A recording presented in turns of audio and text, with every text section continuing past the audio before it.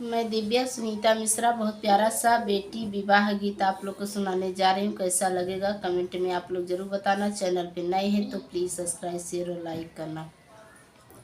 बेटी के बाबा रे बर खोजैनी सरे, अरे बर खोजैनी सरे, अरे बेटी यार जली है ठाड़ा रे ललनवा, अरे बेटी यार जली है ठाड़ा रे ललनवा। जेठा बाई सखमा बाला गाना धराया, यारे लगाना धराया, यारे जिनी किया साड़ा में बियाह रे ललनवा, यारे जिनी किया साड़ा में बियाह रे ललनवा।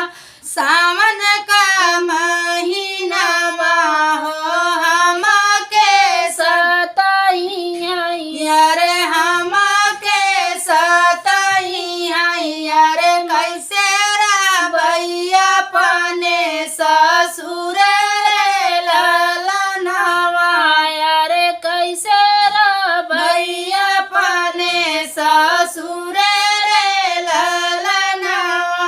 सखिया सहेली बाबा रही नाई घरवा, अरे रही नाई घरवा, अरे हम कैसे रहबै ससुर रे ललनवा, अरे हम कैसे रहबै ससुर रे ललनवा।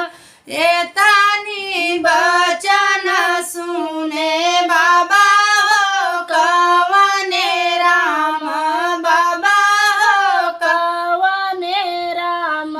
सुना बेटिया रज हमारा रे ललनवा, अरे सुना बेटिया रज हमारा रे ललनवा।